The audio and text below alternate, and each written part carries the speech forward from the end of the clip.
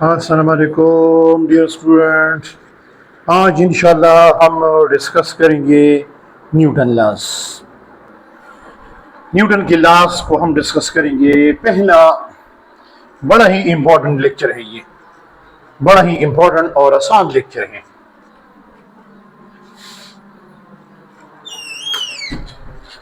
तो चलिए इसको समझने की कोशिश करते हैं कि न्यूटन लॉस क्या है। पहला ये क्वेश्चन होना चाहिए कि न्यूटन जो लॉस है ना, ये हम किस चीज पे अप्लाई करते हैं। ये हम हर मटेरियल ऑब्जेक्ट पे अप्लाई करते हैं, और वहां पर हम अप्लाई करते हैं जब आप कौन से फ्रेम में हो, इनर्शियल फ्रेम ऑफ रेफरेंस में हो। और पॉइंट मास पे अप्लाई करते हैं। पॉइंट मास वो होते हैं जिसका साइज क्या होता है। अगर आप दो ऑब्जेक्ट को ले लें, अगर उनके दरमियान डिस्टेंस बहुत ज्यादा है as compare to the size of the object, so we can take these as a point mass. तो चलिए अपने टारगेट की तरफ बढ़ते हैं कि न्यूटन लॉस क्या है, और ये हम स्लो मूविंग ऑब्जेक्ट के लिए अप्लाई करते हैं। It's give a detailed description of what motion को किस तरह चेंज करेंगे, इन सब के बारे में। तो इनको हम लॉज ऑफ मोशन भी कहते हैं। न्यूटन लॉस का दूसरा नाम है लॉज ऑफ व्हाट मोशन। और ये कितने लॉज हैं? ये 3 लॉज हैं। तो इसमें जो हम पहले लॉ को डिस्कस करते हैं, वो पहले लॉ क्या है? Newton first law. शाबाश, जिसको हम कहते हैं न्यूटन फर्स्ट लॉ। तो न्यूटन फर्स्ट लॉ क्या है? Newton first law, Newton first law.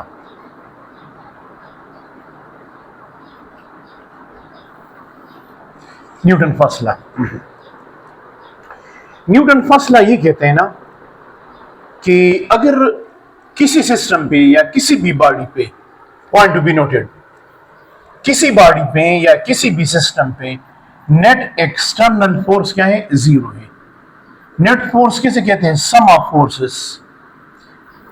मतलब ये है कि अगर किसी भी बॉडी पे हर तरफ से फोर्स एक दूसरे को बैलेंस करते हैं, तो हम कहते हैं कि इस पे नेट फोर्स क्या है? 0 है। फॉर एग्जांपल, ये एक ब्लॉक है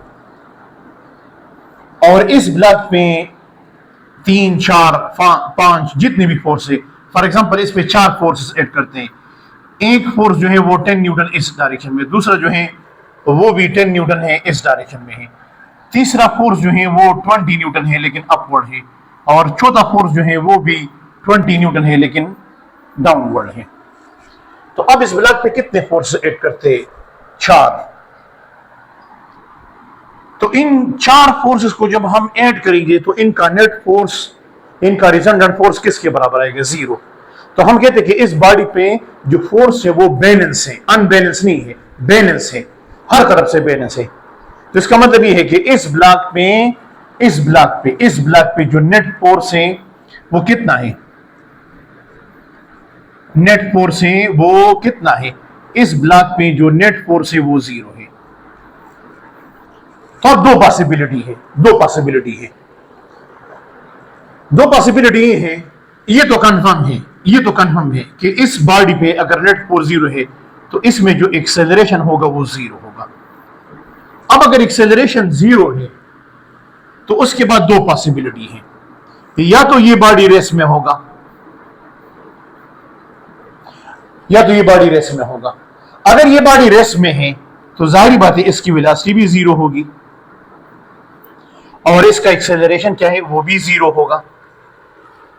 लेकिन अगर ये बॉडी मोशन में है, आपने देखा बॉडी पे नेट फोर्स 0 है लेकिन ये मोशन में है, तो फिर ये मोशन जो होगा ये विद कांस्टेंट वेलोसिटी होगा। मतलब इस बॉडी में जो वेलोसिटी होगी वो कांस्टेंट होगी। यस, इसमें जो एक्सेलरेशन होगा वो 0 होगा। अब ये बॉडी अगर मोशन कर रहे हैं, तो वो मोशन किसकी? कांस्टेंट वेलोसिटी से होगा। और कांस्टेंट वेलोसिटी हमने पढ़ा है कि वो वेलोसिटी जिसमें ना वेलोसिटी का मैग्नीट्यूड चेंज हो रहा है और ना डायरेक्शन चेंज हो रहे हैं। तो मतलब ये है कि कांस्टेंट वेलोसिटी के लिए फोर्स की जरूरत नहीं होती। अगर कोई बॉडी कांस्टेंट वेलोसिटी से जा रहे 1 घंटे से 2 घंटे के, तो अगर उस पर कोई नेट फोर्स नहीं है, एक्सटर्नल नेट फोर्स नहीं है, लेफ्ट राइट अप डाउनवर्ड, तो वो हमेशा इस वेलोसिटी को मेंटेन रखेगा फॉर इनफाइनाइट टाइम। तो न्यूटन फर्स्ट लॉ ये कहते हैं कि अगर किसी बॉडी पे नेट फोर्स 0 है तो उसमें एक्सेलरेशन 0 होगा। अब अगर एक्सेलरेशन 0 है तो दो पॉसिबिलिटी है, या तो वो रेस्ट में होगा या मोशन में होगा। अगर रेस्ट में होगा तो वेलोसिटी भी 0 होगी, एक्सेलरेशन भी 0 होगी। लेकिन अगर मोशन में है तो एक्सेलरेशन तो तब भी 0 होगी, लेकिन वेलोसिटी फिर क्या होगी, कांस्टेंट होगी। तो इसका मतलब ये है कि यूनिफॉर्म मोशन के लिए अगर कोई बॉडी यूनिफॉर्म वेलोसिटी से मोशन कर रहे तो उसके लिए फोर्स की जरूरत नहीं होती। तो फिर ये अपना मोशन किसकी वजह से मेंटेन रखेगा, ड्यू टू व्हाट, इनर्शिया। इसी की वजह से इस न्यूटन फर्स्ट लॉ का और दूसरा नाम क्या हो गया, law of what, law of inertia. इसका दूसरा नाम जो हो गया न्यूटन फर्स्ट लॉ का, उसको हम कहते हैं law of what, law of inertia. इसको लॉ ऑफ इनर्शिया भी कहते हैं। इनर्शिया की तरफ आते हैं। तो ये तो हो गया न्यूटन फर्स्ट लॉ। ये आपके पास क्या है, ये न्यूटन फर्स्ट लॉ सिंपल आपके पास हो गया कि न्यूटन फर्स्ट लॉ क्या कहते हैं।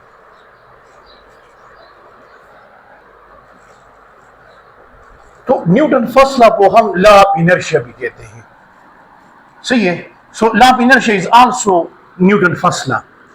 अब इनर्शिया क्या है, प्रॉपर्टी ऑफ मटेरियल ऑब्जेक्ट है which oppose change in state of rest और व्हाट, यूनिफॉर्म मोशन। यानी ये मटेरियल ऑब्जेक्ट की, मेरी और आपकी कोई भी मटेरियल ऑब्जेक्ट हो, ये उसकी एक प्रॉपर्टी है। जब भी आप उस मटेरियल ऑब्जेक्ट के स्टेट ऑफ रेस्ट या स्टेट ऑफ यूनिफॉर्म मोशन को चेंज करोगे तो ये आपको अपोज करेगा।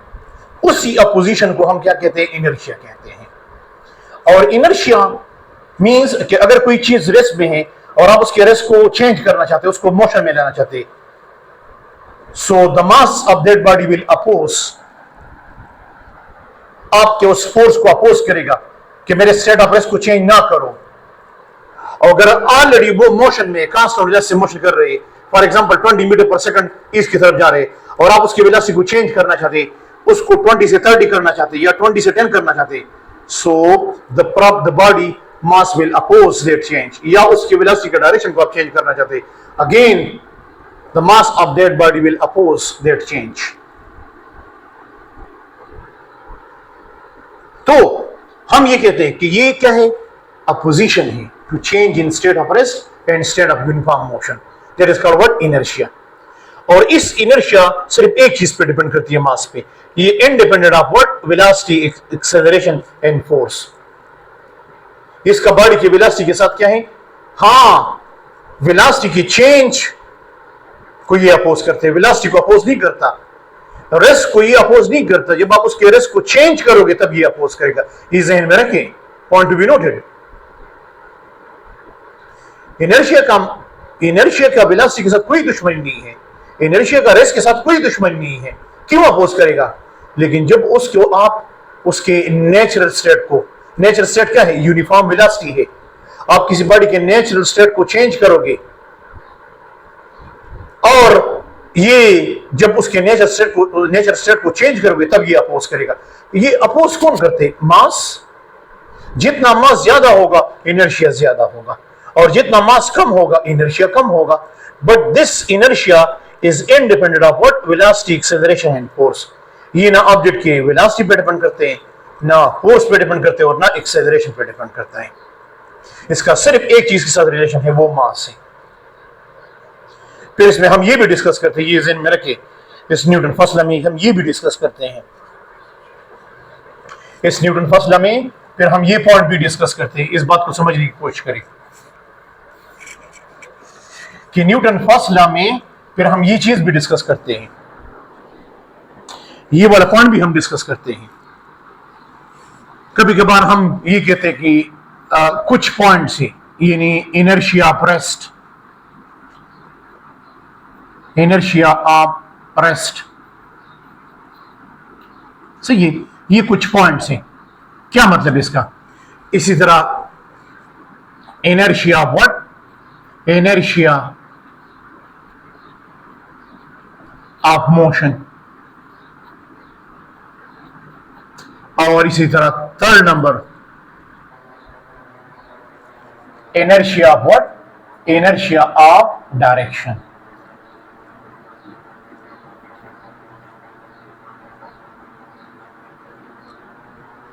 इनर्शिया ऑफ डायरेक्शन क्या मतलब है?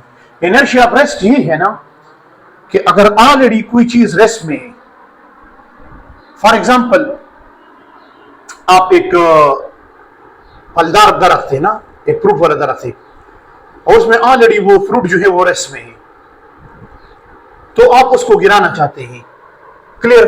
तो आप उसको एक जड़ देंगे। अब ये जो फ्रूट गिर गया किसकी वजह से? अपनी इनर्शिया की वजह से। वो अपना रेस्ट बरकरार रखना चाहते हैं, लेकिन उसका जो शाख है वो मोमेंट में आ गया, तो ये फ्रूट इधर रह जाएगा और ये इस शाख से क्या हो जाएगा? जुदा हो जाएगा। या आपके कपड़ों पे कोई डस्ट लग जाता है तो आप उसको एक जर्क देते हैं। जब आप अपने कपड़ों को जर्क देते हैं तो उससे वो डस्ट पार्टिकल इधर रह जाते हैं due to inertia. Due to inertia of what? Rest. या आपका दोस्त, आप मोटरसाइकिल पे सवार है, अचानक आप ब्रेक लगाते हैं, सही है, तो आप अपने जो आपका दोस्त है उसको आप पुश देते हैं, क्योंकि आप अपने इनर्शिया ऑफ मोशन को बरकरार रखना चाहते हैं। या जब आप गाड़ी के में जाते हैं और आप टर्न लेते हैं तो आप बाहर की तरफ, शीशे की तरफ, something is pushing you due to what? Due to inertia. Inertia of direction क्या है? अगर कोई चीज सिरात मुस्तकीम में जा रहा है, बिल्कुल स्ट्रेट लाइन में जा रहा है, तो वो अपना ये डायरेक्शन मेंटेन करेगा due to inertia, due to mass. लेकिन अगर आपने टर्न ले लिया, so you will push to the window side, and that push is what? That push is due to what? Inertia. So this is what inertia of rest, inertia of motion and inertia of direction. मैं आपको एक और point से इसको आप clear करता हूं। आप बस की बीआरटी के अंदर आप खड़े हैं और बीआरटी ने मोशन स्टार्ट कर दिया, तो आप पीछे की तरफ गिरेंगे या आगे की तरफ गिरेंगे? जाहिर बात है आपकी लोअर बॉडी जो है वो बस के साथ अटैच है, तो बस ने चलना शुरू किया तो आपकी लोअर बॉडी जो है, आपके लेग जो है वो उसके साथ चलना शुरू करेंगे, but your upper body will maintain its state of rest, you will push to the backward due to inertia. या वो बीआरटी है ऑलरेडी मोशन में, उसने ब्रेक लगा दिया, तो आप किस तरफ गिरेंगे? आगे की तरफ या पीछे की तरफ? तो आप जो गिरेंगे आप आगे की तरफ, बिकॉज योर बॉडी, बस आप सब, अब ये एक बॉडी है, आप मोशन पे है, तो जैसे ही बस रुक गया तो आपके पैर तो उसके साथ रुक गए, लेकिन आपकी जो अपर बॉडी है वो अपना मोशन बरकरार रखेगा और आप आगे की तरफ गिरते हैं। इसी तरह अगर उसने टर्न ले लिया, सही है, अगर उसने टर्न ले लिया तो जाहिर बात है आप शीशे की तरफ। अब अगर उसने टर्न ले लिया, फॉर एग्जांपल इस तरफ टर्न ले लिया, so you will push to this side. अगर उसने इस तरफ, so you will push to the window side due to what? Due to inertia, inertia of direction. इसी पे आपको एक एमसीक्यूज देते हैं कि आप एक बस है, एक गाड़ी है, और वो कांस्टेंट वेलोसिटी से जा रही है, आप उसके छत पे बैठे हुए हैं, या आपने विंडो से, मतलब उसके जो शीशा है उसे आपने, दरवाजे का जो शीशा है उससे आपने हाथ निकाले, आप एक बाल को फेंकते तो वो बाल किधर जाएगा? आगे गिरेगा, पीछे गिरेगा, किस तरफ गिरेगा? तो अगर ये कांस्टेंट वेलोसिटी से मोशन करे, it will come to your hand due to inertia. जब आप उसको ऊपर फेंकते हैं तो ऑलरेडी इस बाल की वेलोसिटी है, velocity of car, it will gain the velocity of car, तो ये आगे आपके साथ जाएगा और आपके हाथ में गिरेगा। लेकिन अगर ये गाड़ी क्या है, कांस्टेंट वेलोसिटी से जा रही है और आप एक चीज को ऊपर फेंकते तो ये वापस आपके हाथ में आएगा ड्यू टू व्हाट? इनर्शिया। लेकिन इस क्वेश्चन को चेंज करते हैं, अगर एक गाड़ी है, अगर एक गाड़ी है और वो मोशन में है और हाई स्पीड से जा रहे हैं, हाई स्पीड से जा रहे हैं, और डैशबोर्ड पे आगे एक चीज रखी हुई है, सही है, और आपने ब्रेक लगा दिया, आपने गाड़ी स्लो कर दी, तो वो जो चीज है वो किस तरफ जाएगी? आगे की तरफ जाएगी, पीछे की तरफ जाएगी? या इसी क्वेश्चन को मैं चेंज करता हूं कि अगर आपने एक बाल को, आप एक गाड़ी में है और अपने बाल को ऊपर फेंका और वो गाड़ी जो है वो एक वेलोसिटी से जा रही है, लेकिन आपने उसके वेलोसिटी को कम किया, तो अब ये बाल पीछे गिरेगा या आगे गिरेगा? ये क्वेश्चन मैं आप पे छोड़ता हूं। गाड़ी जा रही है, स्पीड से जा रही है 60 किलोमीटर पर आवर से, और आपने ब्रेक लगा दिया, गाड़ी को स्लो किया और वो आ गया 40 किलोमीटर पर आवर से आ गया। तो अब आपने उसी दौरान अपने एक बाल को फेंका, जब 60 से जा रहा था, सही है, तो उस दौरान अपने बाल नहीं फेंका, लेकिन जिस ही उसने ब्रेक लगा दिया, उसने अपने स्पीड को कम कर दिया, मींस वेलोसिटी ज्यादा थी और आपने उसकी वेलोसिटी को कम कर दिया, उसी दौरान अपने बाल फेंका, तो अब ये बाल आगे गिरेगा या पीछे गिरेगा? अगर एक गाड़ी है वो पहले स्लो जा रही है और आपने उसके स्पीड को बढ़ा दिया, उस दौरान आपने एक बाल फेंका, तो फिर ये आगे गिरेगा या पीछे? दो किस्म के क्वेश्चन है। आप जा रहे हैं, गाड़ी को आपने स्लो किया, बाल को आपने फेंका, किस तरफ गिरेगा, आगे या पीछे, या वापस आपके हाथ में आएगा? या गाड़ी तेज थी, आपने स्लो कर दी, गाड़ी तेज थी, आपने स्लो कर दी, बाल को आपने फेंका, तो ये बाल जो है आगे गिरेगा या पीछे गिरेगा? या अगर स्लो है और आपने उसको तेज कर दिया, बाल को आपने फेंका, तो ये आगे गिरेगा या पीछे गिरेगा? अगर यहां एक कांस्टेंट वेलोसिटी से जा रहे हो, आपने एक बाल को फेंका, तो वो वापस आएगा या आगे या पीछे गिरेगा? These are the 3 question, conceptual question MCQs. आप इस पे थोड़ा सोचें, मुझे कमेंट्स में जवाब दे दें। इस क्वेश्चन पे जरूर कुछ कमेंट्स करें, बहुत जरूरी क्वेश्चन है, फिर मैं आपको क्लियर करूंगा इंशाल्लाह। तो अब इसमें हम दूसरी चीज जो डिस्कस करेंगे, ये तो हो गया law of inertia.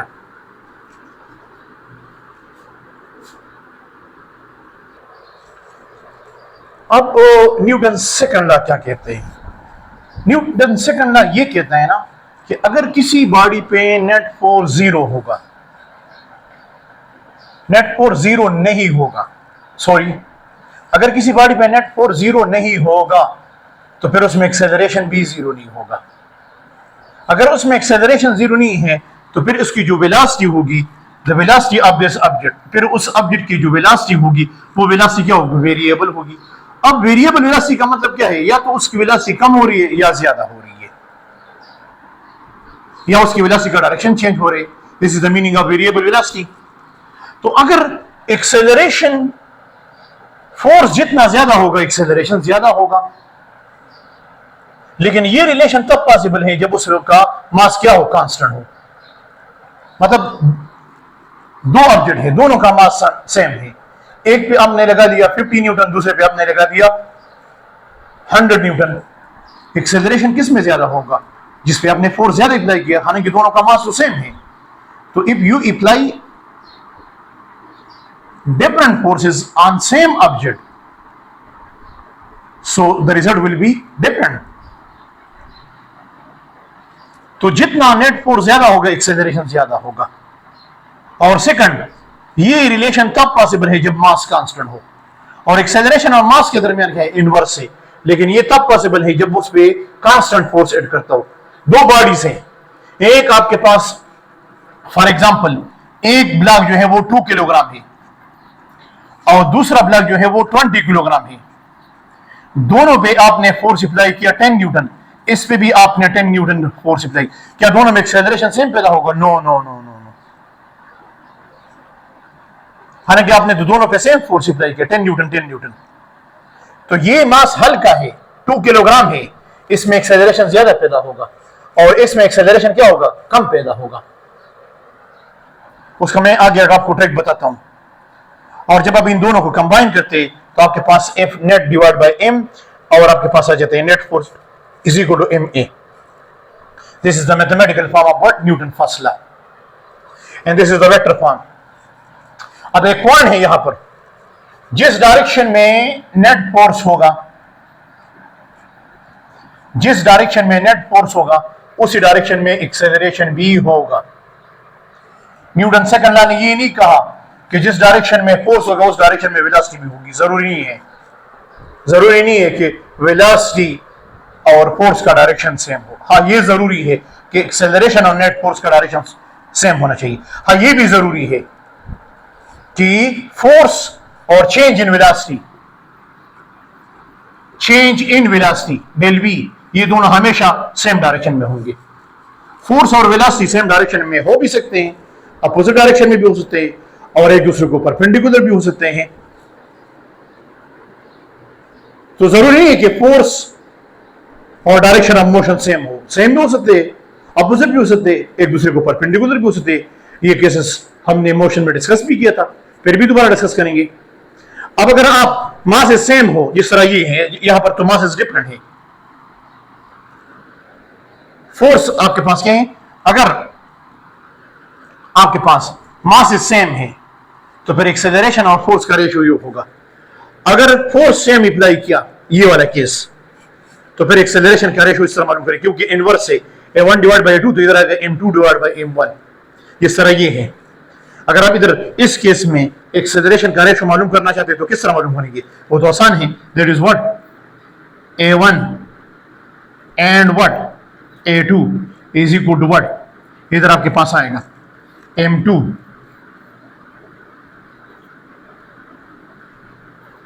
Ratio what m1।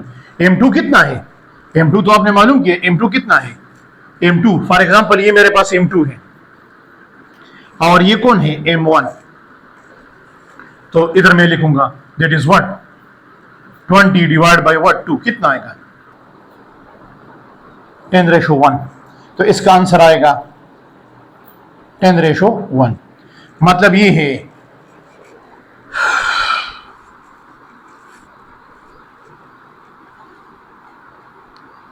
कि 1 में जो एक्सेलरेशन पैदा होगा, 1 में जो एक्सेलरेशन पैदा होगा वो आपके पास क्या है, m1 में जो एक्सेलरेशन पैदा होगा वो m2 से 10 टाइम्स ज्यादा होगा। अगर m1 में एक्सेलरेशन पैदा हो जाता है, फॉर एग्जांपल m2 में एक्सेलरेशन पैदा हो जाता है 2 मीटर पर सेकंड, तो m1 में जो एक्सेलरेशन पैदा होगा उसको 10 से मल्टीप्लाई करें, 10 multiply by 20, that is what 20 metre per second square, that is the ratio of acceleration. Third number ये है ना, सी पॉइंट ये है, इसमें ट्रिक ये है कि ये न्यूटन थर्ड जो ला जो है ना, ये आपके पास क्या है, काज एंड इफेक्ट रिलेशन है, काज एंड इफेक्ट रिलेशन है, काज एंड इफेक्ट,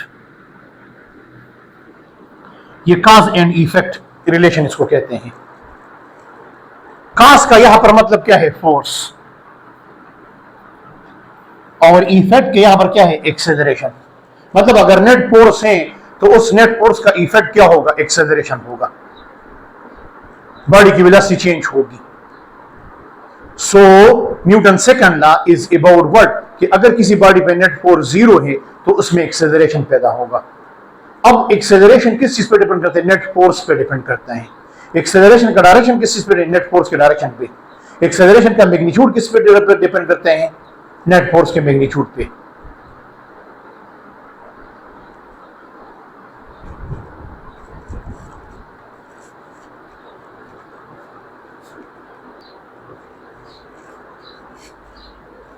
अच्छा, अब न्यूटन थर्ड लॉ की बात करते हैं। न्यूटन थर्ड लॉ ये कहते हैं ना कि हर एक्शन का एक रिएक्शन होता है।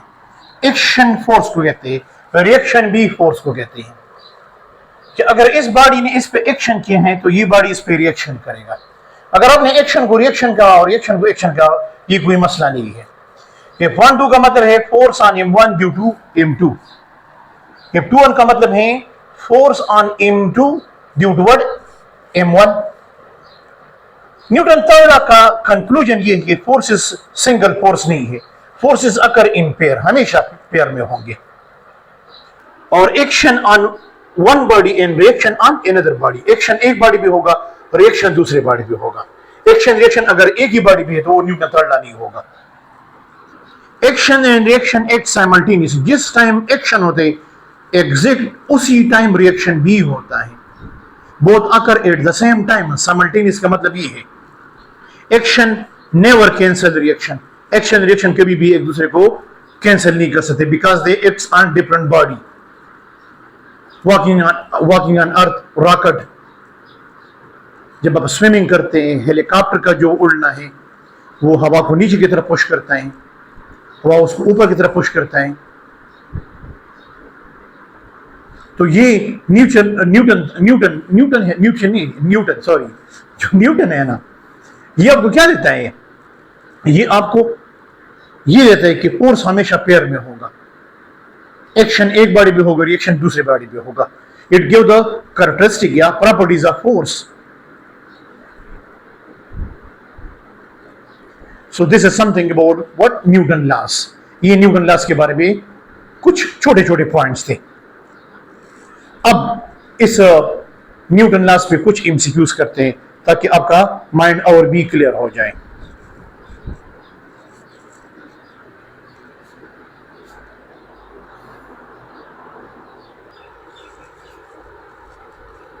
अब ये न्यूटन लॉस के साथ कुछ रिलेटेड कुछ एमसीक्यूज है। जिस तरह पहला MCQs, Newton first law give definition of what? Rest, inertia, force या नन ऑफ दीस। तो न्यूटन फर्स्ट लॉ क्या आपको क्या समझ आ रही है, क्या देगा? बहुत से लोग स्टूडेंट डायरेक्ट इस पे क्लिक करते कि इनर्शिया या रेस्ट, लेकिन इसका सही आंसर जो है वो क्या है कि ये न्यूटन फर्स्ट लॉ आपको देते हैं डेफिनेशन ऑफ व्हाट? फोर्स। अगर किसी बॉडी पे फोर्स नहीं है तो वो तो या रेस्ट में रहेगा या यूनिफॉर्म वेलोसिटी से मोशन करेगा, यानी फोर्स ही है जो स्टेट ऑफ रेस्ट और स्टेट ऑफ यूनिफॉर्म मोशन को चेंज करता है। सो the correct option is what? It give the definition of what? Force. Second law give measurement of what? Mass, acceleration, velocity, force. So second law give measurement of what? Force. कि अगर किसी body पे force act करते हैं तो उसको आप किस तरह मेजर करेंगे? F is equal to ma. So second law, first law give definition of force, second law give the measurement of what? Force. A mass of 2 kg moving with a velocity 20 meter per second east. To maintain this velocity for next 2 seconds, force needed is what? तो इसके लिए force कितना होगा कि हम इस velocity को next 2 second के लिए मेंटेन रखें? 2 न्यूटन, 4 न्यूटन, 6 न्यूटन या 0 Newton? Remember this look numerical. आप लोग डायरेक्ट स्टार्ट करते F is equal to ma और एक्सेलरेशन को मालूम करने के लिए, लेकिन ये न्यूटन फर्स्ट लॉ है। न्यूटन फर्स्ट लॉ क्या कहते हैं? ये कांस्टेंट वेलोसिटी है। अगर कोई ऑब्जेक्ट कांस्टेंट वेलोसिटी से मोशन कर रहे हैं तो कांस्टेंट वेलोसिटी को मेंटेन करने के लिए किसी फोर्स की जरूरत नहीं होती है। A body at rest will remain at rest, and a body is moving with uniform velocity will continue its uniform velocity forever.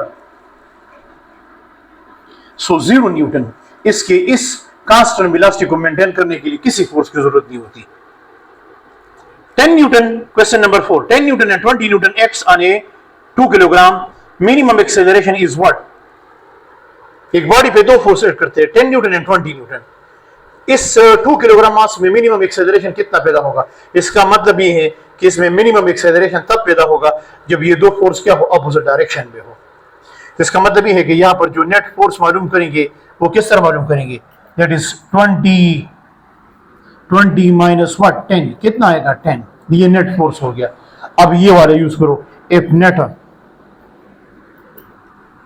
M A मालूम करो, A is equal to F net divide by M. आपको किस तरह पता लगेगा कि आप इसको, क्योंकि वो कहते हैं कि मिनिमम एक्सेलरेशन इसमें, तो मिनिमम एक्सेलरेशन तो तब पैदा होगा जब ये दोनों फोर्सेस अपोजिट डायरेक्शन में हो। तो नेट फोर्स कितना आ गया? शाबाश, दैट इज 10। मास कितना है? 2। कितना आ गया? 5 metre per second square. The correct option is 5 metre per second square. A constant force acts on a body. Question number 5.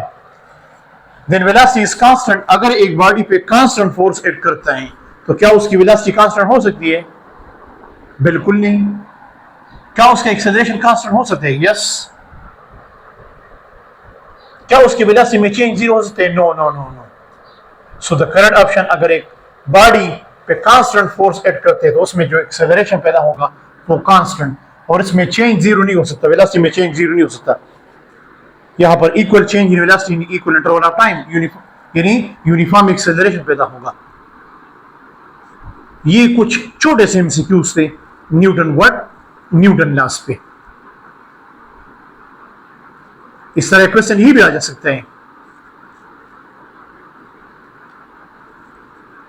कि न्यूटन थर्ड लॉ आपको क्या देता है? कैरेक्टरिस्टिक ऑफ फोर्सेस, कि फोर्सेस के प्रॉपर्टीज क्या होंगे? एक एक्शन होगा, दूसरे रिएक्शन होगा। उसको मैंने डिटेल से लिखा हुआ है, उसको थोड़ा दोबारा वाच करें तो आपको वो पॉइंट्स क्लियर हो जाएंगे। लेकिन ये कुछ छोटे छोटे पॉइंट्स थे न्यूटन लॉस के बारे में।